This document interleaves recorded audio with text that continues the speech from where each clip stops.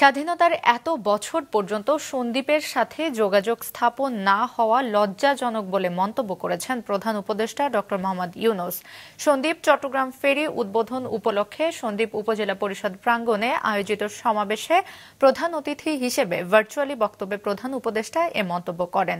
এর আগে সকাল 8:30টার দিকে বাঁশবাড়িয়া ঘাটে ফেরি চলাচলের উদ্বোধন করেন নৌপরিবহন মন্ত্রণালয় এবং শ্রম ও কর্মসংস্থান মন্ত্রণালয়ের উপদেষ্টা এম সাখাওয়াত হোসেন। এ সময় উপস্থিত ছিলেন সড়ক পরিবহন ও সেতু উপদেষ্টা মোহাম্মদ ফাজুল কবির খান, পানি সম্পদ উপদেষ্টা সৈয়দা রেজওয়ানা হাসান, দুর্যোগ ব্যবস্থাপনা উপদেষ্টা ফারুকী আজম, প্রাথমিক ও গণশিক্ষা মন্ত্রণালয়ের উপদেষ্টা অধ্যাপক ডক্টর বিধান রঞ্জন রায় পোদ্দার এবং মৎস্য উপদেষ্টা ফরিদা আক্তার।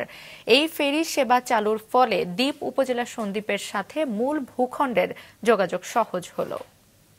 এখানে এটা কোস্টাল এরিয়া, এটা কিন্তু টেম্পোরারি। হয়তো 2 মাস পরে আমাকে এখানে সি ট্রাক দিতে হবে, সি ট্রাকও টেম্পোরারি হবে। সি ট্রাকে আপনারা এত মালামাল একসাথে দিতে পারবেন না।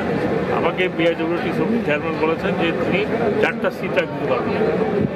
এর মধ্যে আমাদেরকে কোস্টাল ফেরি আনতে হবে। বাংলাদেশের কোস্টাল ফেরির কোনো প্রভিশন নাই এবং আনতে হবে আমাকে যত তাড়াতাড়ি সম্ভব।